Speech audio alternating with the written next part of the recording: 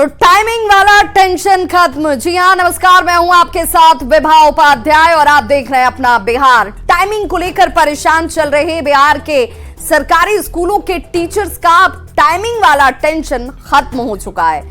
जो दिलो दिमाग में सस्पेंस वाली स्थिति थी वो भी पूरी तरह से खत्म हो चुकी है, क्योंकि शिक्षा विभाग की ओर से लेटर जारी कर दिया गया है, जिसके बाद से शिक्षकों के चेहरे पर मुस्कान लौट आई है, क्योंकि स्कूल अब सुबह 10 से शाम 4 ही चलेंगे।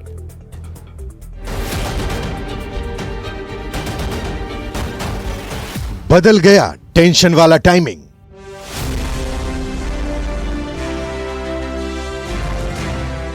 हंसता और खिलखिलाता हुआ यह चेहरा बिहार के सरकारी स्कूल के शिक्षकों का है, जिनके चेहरे पर इससे पहले तक 12 बजे हुए थे। टाइम वाला टेंशन सिर पर सवार था, जिसे लेकर सड़क से सदन तक संग्राम छिड़ा हुआ था। लेकिन जैसे ही शिक्षा विभाग के ACS के पाठक की ओर से टाइमिंग में बदलाव को लेकर लिखित लेटर जारी किया गया, वैसे ही शिक्षकों के चेहरे पर मुस्कान लौट आई। के बाद के पाठक को आखिरकार अपना आदेश बदलना पड़ा, यानी जो पुराना आदेश था वो रद्द कर दिया गया है और अब स्कूल 10 से 4 हो गया है। 15 मिनट पहले आना है, यानी 9:45 बजे शिक्षकों को स्कूल आ जाना है, स्कूल को खोल देना है और 4:15 के बाद ही घर जाना है। तो राजधानी पटना के स्कूल में हम मौजूद हैं और यहाँ देखिए तमाम शिक्षक हैं जो इंतजार में थे कि लिखित आदेश कब जारी होगा। जैसे ही आदेश जारी हुआ है के पाठक का, उसके बाद सभी के चेहरे पर जो है मुस्कुराहट लौट आई है। कितनी खुशी हो रही है। माननीय मुख्यमंत्री जी का तो आदेश हो गया था, लेकिन विभाग से कोई सूचना थी नहीं, हम लोग को लिखित आदेश कुछ नहीं था, इसलिए हम लोग पूर्वज चला रहे थे। लेकिन आज लिखित चिट्ठी आ गई है, तो अब जो आदेश है 10 से लेकर के 4-4:15 तक हम लोग विद्यालय चलाएंगे। रिलैक्स फील कर रहे हैं। 1.5 घंटे की अवधि जो हम लोगों की मिली है, उसमें हम लोग और अच्छे फ्री होकर के वर्क कर पाएंगे और अपना अच्छा का लग रहा है। हाँ, परिवार वाले नाराज रहते थे पहले, घर में थोड़ा भागम भाग सुबह में हो ही जाता है। पहले तो आप मुस्कुरा रही हैं, फैमिली वाले मैं मुस्कुरा रही हूँ तो फैमिली भी मुस्कुराएगी। आपकी मुस्कुराहट पर भी वो डिपेंड करते हैं। जी, मैं बहुत खुश हूँ। बिहार के शिक्षकों को के पाठक ने बड़ी राहत दी है। अब नए आदेश के मुताबिक स्कूल सुबह 10 से 4 चलेगा और 8 घंटे में पढ़ाई होगी। वहीं स्कूल 9:45 में खोल दिए जाएंगे। साथ ही 4:15 तक शिक्षकों को भी स्कूल में रहना होगा। 4 बजे से 4:15 तक होमवर्क और अन्य कार्य किए जाएंगे।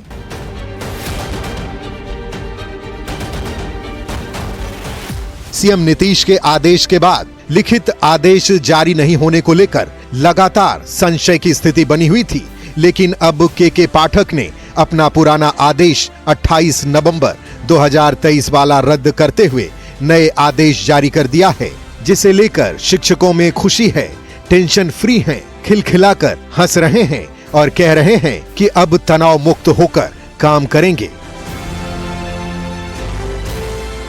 न्यूज़ 18 के लिए पटना से रजनीश कुमार के साथ ब्यूरो रिपोर्ट।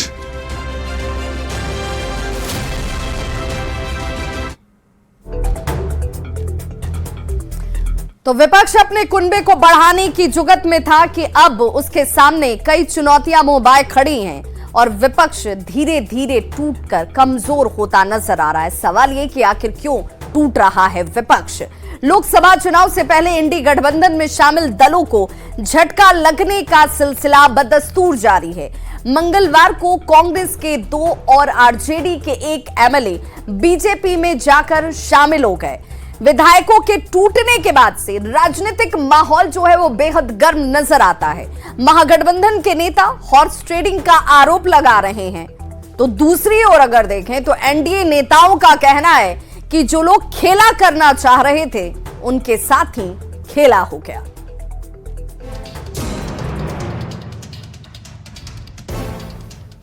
मंगलवार को आरजेडी और कांग्रेस के विधायकों की टूट का असर बुधवार को विधानसभा के अंदर और बाहर दोनों जगह दिखा।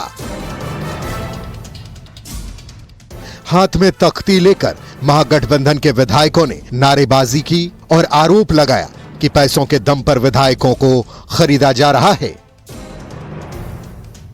भारतीय जनता पार्टी को पड़ चुकी है। खरीदो फरोख्त, बल छल का उपयोग करने की आदत पड़ चुकी है। मैंने ये कहा कि छोड़ो कल की बातें, कल की बात पुरानी, नए दौर में लिखेंगे मिलकर नई कहानी। दूसरी ओर महागठबंधन के नेताओं की तरफ से लगाए जा रहे आरोपों पर एनडीए नेताओं ने पलटवार किया। एनडीए नेताओं का कहना है कि जो लोग खेल करने की बात कह रहे थे उन्हीं के साथ खेल हो गया। एक्शन का रिएक्शन होता है और एक्शन जिन लोगों ने किया, कहा खेला करेंगे, तो आप लोग के सामने हमने 4 दिन पहले कहा था कि पड़ जाइएगा झमेला में।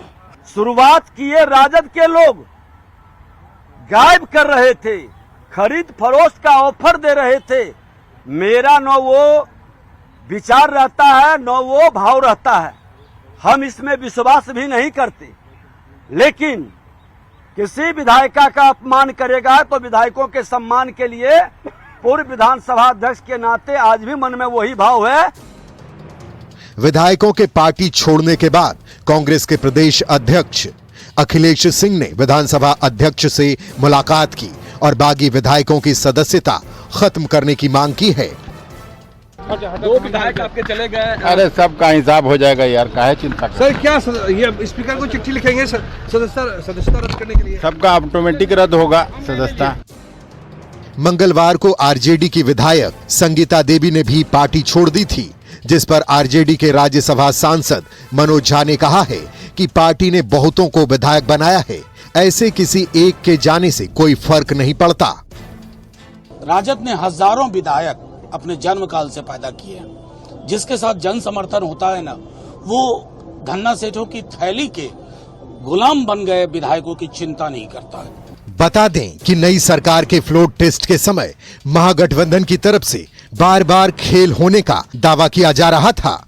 अभी खेल शुरू हुई है, अभी खेल बाकी है। लेकिन फ्लोर टेस्ट के चंद दिनों बाद ही आरजेडी और कांग्रेस दोनों के साथ खेल हो गया। मंगलवार को कांग्रेस के 2 विधायक मुरारी गौतम और सिद्धार्थ सौरभ ने कांग्रेस छोड़कर बीजेपी ज्वाइन कर लिया था, जबकि आरजेडी की संगीता देवी ने भी पार्टी छोड़कर बीजेपी की सदस्यता ग्रहण कर ली। लोकसभा चुनाव के पहले विधायकों के टूटने से बिहार का सियासी तापमान हाई हो गया है।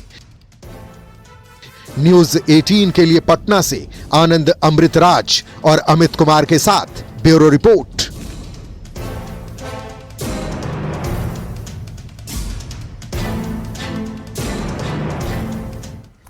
बीजेपी एमएलसी संजय मयूख ने आरजेडी और कांग्रेस में हुई टूट को लेकर विपक्ष पर जमकर निशाना साधा। उन्होंने तंज कसते हुए कहा कि जिन्होंने खेला होने की बात कही थी उन्हें समय समय पर खिलौना दिया जा रहा है।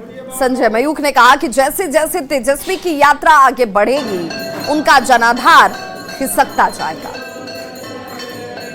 देश भी खुशहाल बने, प्रदेश भी खुशहाल बने और फिर से एक बार देश में 400 पार हो, ऐसी कामना हमने की। देखिए, जिसका विकास में विश्वास है वो भारतीय जनता पार्टी के साथ है, आदरणीय प्रधानमंत्री नरेंद्र मोदी जी के साथ है। इसलिए विकास को समर्पित लोग जो है वो भारतीय जनता पार्टी में आ रहे हैं। होता है क्या, किसी ने कहा था कि खेला करेंगे। हमारे प्रदेश अध्यक्ष सम्राट चौधरी ने कहा था कि खिलौना देंगे। अब खिलौना इतना खेलना पड़ेगा तेजस्वी जी को कि जैसे जैसे तेजस्वी जी की यात्रा आगे जाएगी उनका जनाधार भी खिसकेगा और उनके विधायक भी। तो चुनाव से पहले महागठबंधन के 3 विधायकों के पाला बदलने पर अब सियासत गरमा गई है। आरजेडी कांग्रेस नेता जहां इसे लेकर बीजेपी पर निशाना साध रहे हैं, वहीं बीजेपी नेताओं ने कांग्रेस और आरजेडी पर ही पलटवार किया है। विचार बनता है, सिद्धांत बनता है। लालू जी विचार वाले हैं। आदरणीय लालू ने कहा है कि अगर 100 बार जन्म लेना पड़ेगा, मरना पड़ेगा तो यह कबूल है, लेकिन भाजपा के सामने लालू यादव और राजद कभी घुटना टेकने वाला नहीं है। वो जबरदस्ती अगवा करके लाया जा रहा है क्या? किसी पे कोई जोर दबाव किया जा रहा है? लोग स्वतः नरेंद्र मोदी जी के नेतृत्व को स्वीकार करते हुए और जो जनप्रतिनिधि हैं वो अपने मतदाताओं के आवाज को सुनते हुए अपना निर्णय ले रहे हैं। बची बात जोर जबरदस्ती करने की, तो अभी कुछ दिन पहले किसने अपने आवास पे सबको बंद करके रखा था और पुलिस जाके छुड़वा के ला रही थी, और किसके घर पे विधायक जो है लॉकअप में थे मतदान से पहले, सदन में आने से पहले। ये तो सोच समझ के टिप्पणी करनी चाहिए कि आपका जब घर खुद कांच का हो तो दूसरे पे ढेला नहीं फेंकना चाहिए। ये लोकतांत्रिक व्यवस्था को कमजोर कर रही है, और भारतीय जनता पार्टी और जनता दल यू के नेता जिस तरह की राजनीति कर रहे हैं, जिस तरह से राजनीति को बढ़ावा दे रहे हैं, ये किसी भी दृष्टिकोण से लोकतांत्रिक व्यवस्था के लिए ठीक नहीं है। पार्टी के अंदर कभी इन्होंने अपनी किसी प्रकार का असंतोष किसी मैटर में प्रकट नहीं किया। उसका एकाएक दूसरे पाला में चले जाना तो ये कई प्रकार के संदेह को जन्म देता ही है। लेकिन हॉर्स ट्रेडिंग का मामला तो बनता ही है, और भी हो सकता कोई दबाव दिया हो। जो परिस्थिति बीजेपी द्वारा पैदा की जा रही है, यह न सिर्फ अवसरवादी राजनीति को बढ़ाने का है, बल्कि लोकतंत्र को कलंकित करने वाला काम बीजेपी। रक्षा मंत्री राजनाथ सिंह ने दरभंगा में आज जनसभा को संबोधित किया। इस दौरान उन्होंने कहा कि प्रधानमंत्री नरेंद्र मोदी देश के विकास के लिए लगातार काम कर रहे हैं। रक्षा मंत्री ने कहा कि पीएम मोदी का संकल्प है कि भारत को 2047 तक, यानी कि आजादी के 100 साल पूरे होने तक दुनिया का सबसे ताकतवर देश बनाना है। एक ही परिवार को भारत रत्न मिलता था, मिले हमको कोई आपत्ति नहीं है, लेकिन क्या राजेंद्र बाबू को भारत रत्न नहीं मिलना चाहिए था? किसने दिया? किसने दिया? बोलो फिर जी, किसने दिया? क्या कर्पूरी ठाकुर, जिन्होंने की गरीबों के लिए अपने जिस्म का पसीना बहाया, जोखिम उठाया, क्या उस कर्पूरी ठाकुर को भारत रत्न नहीं मिलना चाहिए? किसने दिया? और बहनों भाइयों, नरसिम्हा राव ये कांग्रेस के नेता थे, भारत के प्रधानमंत्री थे। हम लोगों ने भेदभाव नहीं किया। हमने यह नहीं देखा कि भारतीय जनता पार्टी के हैं या किस पार्टी के हैं। हम लोगों ने नरसिम्हा राव जी के योगदान के लिए भी भारत रत्न इस उपाधि से विभूषित किया। यह भारत ओबीसी कमीशन को भी संवैधानिक दर्जा देने का काम किया, हमारी सरकार ने किया। हम सारा भेदभाव सब समाप्त करना चाहते हैं, समरस समाज का हम निर्माण करना चाहते हैं। यह है हमारा संकल्प, और आप सबका आगे ऐसे ही आशीर्वाद प्राप्त होता रहा तो मैं दावे के साथ कह सकता हूं 100 वर्ष समाप्त होने के कुछ वर्षों के बाद, लोग तो 2070 कहते हैं, लेकिन हमारे मोदी जी का प्रयास है कि 2047 यानी आजादी के 100 वर्ष पूरे होते होते भारत दुनिया का एक सबसे ताकतवर देश बन जाए।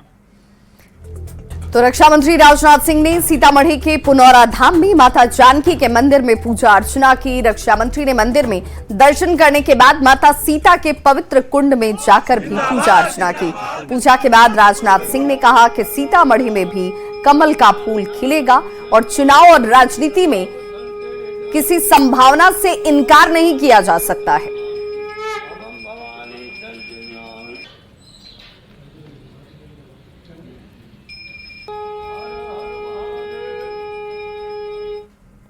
तो रक्षा मंत्री राजनाथ सिंह ने कहा कि मोदी जी चुनाव में वोट पाने के लिए नहीं, देश के विकास को लेकर सोचते हैं। लोगों के घर तक पानी पहुंचाने से लेकर शौचालय बनवाने तक पीएम मोदी ने केवल जनता के हित की बात की है। क्या कभी आपने सोचा था पाइप से लोगों के घरों में पानी पहुंचेगा? क्या कभी सोचा था गरीब माताओं बहनों के भी, गरीब परिवारों के घर भी शौचालय बनेंगे? कोई प्रधानमंत्री शौचालय की चिंता कर रहा है, स्वच्छता की चिंता कर रहा है? इससे बड़ी संवेदनशीलता किसी प्रधानमंत्री की और क्या हो सकती है?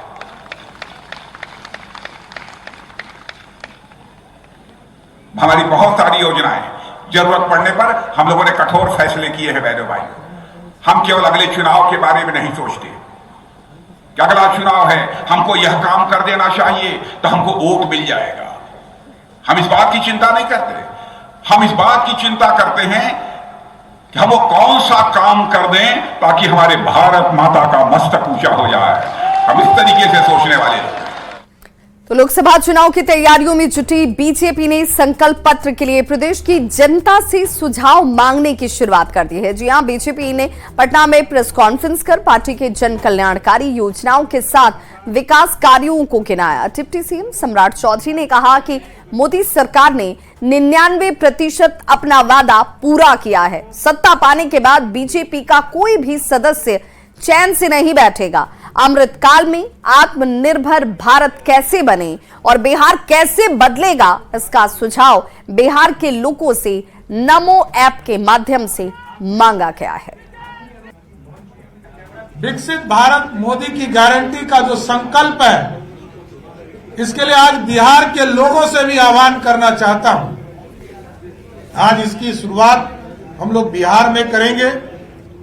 जो जन आकांक्षाओं के मुद्दे हैं वो जनता के बीच से भी आए और हमारे सभी मंडलों तक, हमारे मंडल अध्यक्ष सभी जगह जिस तरह यहां काउंटर लगे हैं, हम इस अभियान को चलाएंगे और नीचे लोगों से संकल्प लेना चाहते हैं, आम लोगों से राय लेना चाहते हैं, देश कैसे आगे बढ़ेगा। और किसी भी पार्टी को ये हिम्मत नहीं है कि कोई ये कहे कि हमने 99% जो संकल्प लिया था उसको पूरा कर दिया। सिर्फ मोदी है तो गारंटी है। सत्ता में बैठने के बाद भारतीय जनता पार्टी का कोई भी नेतृत्व बैठ नहीं सकता है और लगातार, चाहे वो सांस्कृतिक विरासत हो, चाहे वो समाज के कल्याण का मामला हो, गरीब कल्याण का मामला हो। सीएम नीतीश कुमार ने आज पटना के तारामंडल में आधुनिक प्रोजेक्शन सिस्टम और तारामंडल अतिथि गृह का उद्घाटन किया। यहां आने वाले दर्शकों और छात्रों और छात्राओं को अंतरिक्ष की दुनिया के बारे में आधुनिक तरीके से जानकारी हासिल होगी। तारामंडल में नया प्रोजेक्शन सिस्टम को लगाया गया है जो जर्मनी से मंगाया गया है, जिससे दर्शकों को 3D का खास अनुभव हासिल होगा।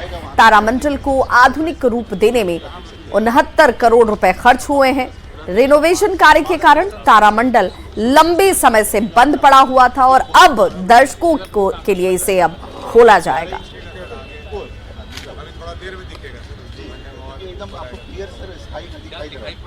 सर, ये हमने जुपिटर और इसके सारे मतलब जो है ना, मून का तो बहुत ही अच्छा फोकस मिलेगा और ये मोटराइज है सर, तो इसको जहाँ पे जाएगा वहाँ पे फ्लाइटिंग में तो मोटराइज करके फिर वो लोग पूरा देख सकते हैं। जी, और बाहर भी जा सकते पूरा दिखेगा Mars system sir.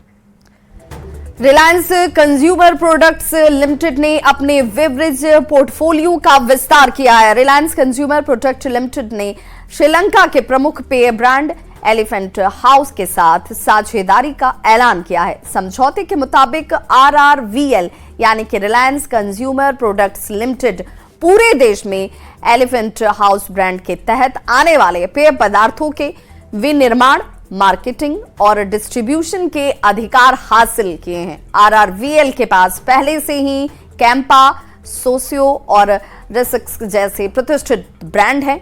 Elephant house brand RCPL की झोली में आने के बाद कंपनी का पेय पदार्थ पोर्टफोलियो और मजबूत हो गया। एलिफेंट हाउस का स्वामित्व सिलोन कोल्ड स्टोर्स PLC के पास है, जो श्रीलंका के सबसे बड़े सूचीबद्ध समूह जॉन किल्स होल्डिंग्स PLC की सहायक कंपनी है।